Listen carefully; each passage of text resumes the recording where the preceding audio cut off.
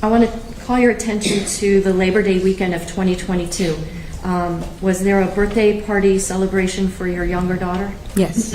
And she was going to be turning 18, is that right? Yes. How many girls were invited to attend the festivities over that weekend?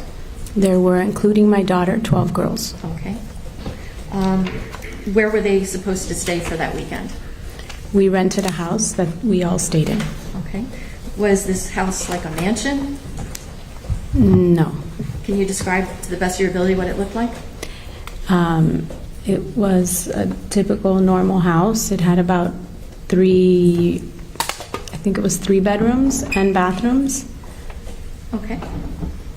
Did you guys have inflatable mattresses for some of the girls? I believe we did, yes.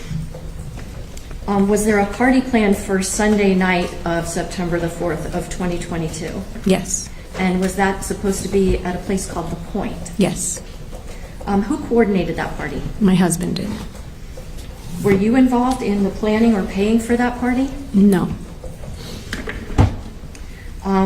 Before that party, did you and your husband take these 12 girls, including your daughter, out onto Biscayne Bay? Yes, we did. I have an exhibit here. It states exhibit number 8 in evidence. Can you take a look and tell me if this list represents the people that went out that weekend on the boat with you and your husband, including you and your husband? Yes, that's correct, yes.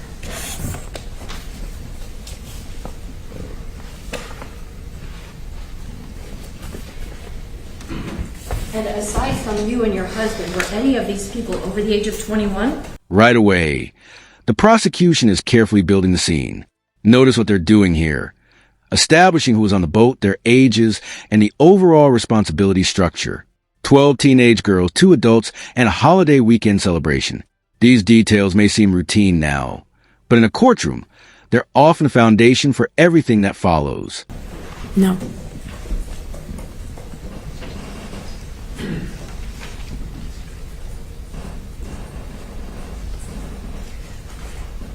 When you went out into Biscayne Bay that day, was this the first time your husband had ever operated that boat? No. This is a key testimony point. The witness confirms that her husband was the only person operating the boat that day. Jurors tend to pay close attention to statements that clearly identify who controlled the vehicle or vessel at the time of an accident. Keep that in mind as the timeline unfolds. Had you ever operated that boat? Yes. How up on that day on September the 4th of 2022? Can you tell the jurors, did you operate that boat? No, I did not. Who was the only person that operated the boat on September 4th of 2022? My husband.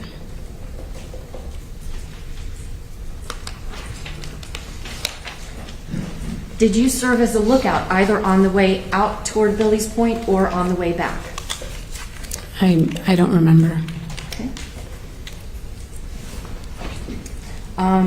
Was there a cooler on your boat that had alcoholic drinks that afternoon? There was.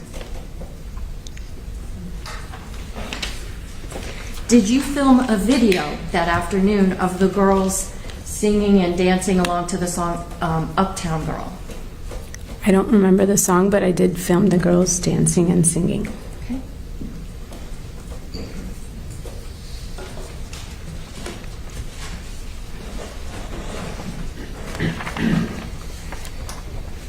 Showing counsel states exhibits 2G and 2H for identification.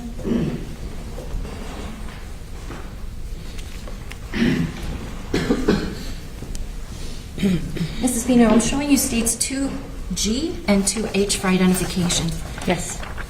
Do you recognize what these photographs represent? Yes. Are these accurate photographs of what a bottle of Chambord and what a bottle of Prosecco looks like? Yes. The state moves 2G and 2H for identification and evidence. No additional objections. State Exhibit 2G, previously marked for identification, will become State Exhibit number 20 and 2H 21.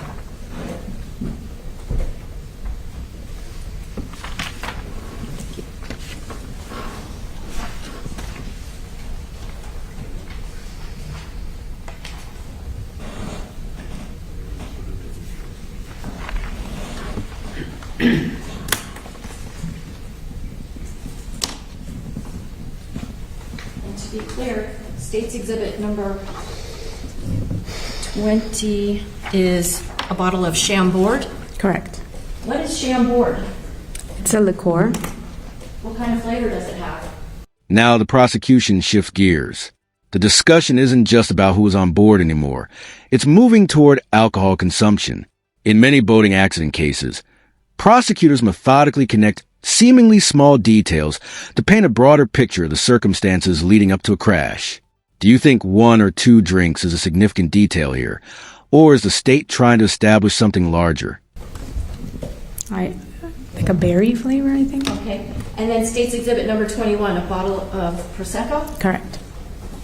Is that kind of like champagne? Yes. Do you ever combine? That photograph carries more weight than it might appear. It's no longer an abstract list of passengers.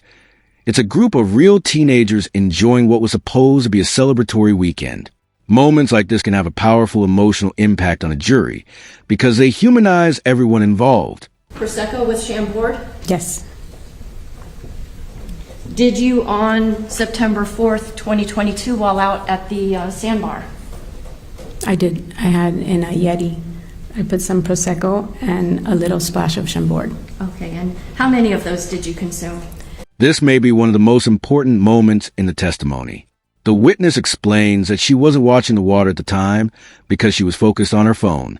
Notice, though, that she still says she doesn't know how the collision happened. That's a significant limitation in her testimony.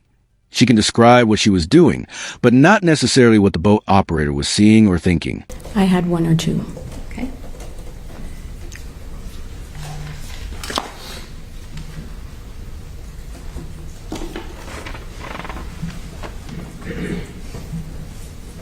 I'm now showing you State's Exhibit number 10 in evidence. Did you catch that objection? The judge immediately sustains it. That's a reminder that attorneys can't simply present conclusions as facts during questioning. The prosecutor was pushing for a direct causal statement, and the defense challenged the form of the question.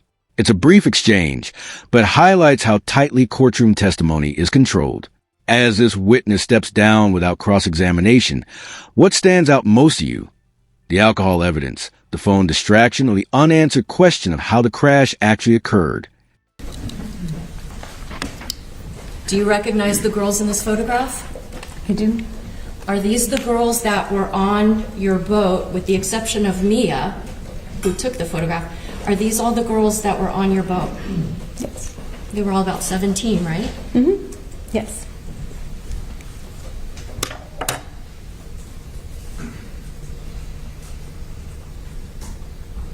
Do you know how it is that your husband wound up smashing into channel marker 15?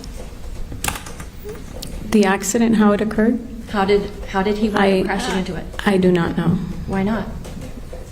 I was looking at my phone trying to send a text to the moms, a video of the girls dancing. I was trying to send it to the moms, and I remember looking at the blue line and being upset and frustrated that it wasn't going through the text, and I was looking at my phone.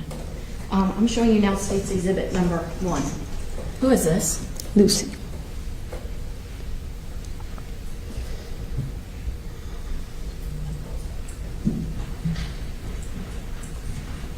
And she died because your husband crashed into that channel marker, right?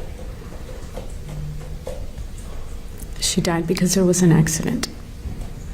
I asked you if she died because he collided with a channel marker. Judge, I'm going to object to argument. Sustained. Anything else? Sustained. No other questions? Cross. Judge, do we have a brief sidebar? Brief, very brief.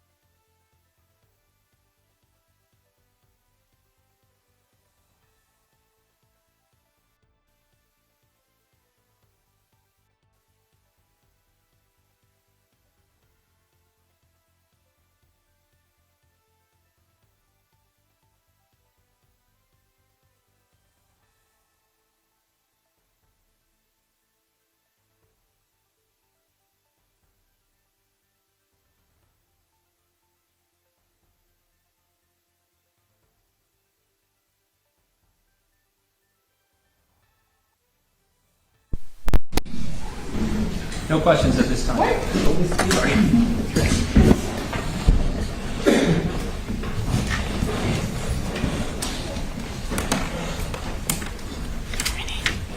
Okay.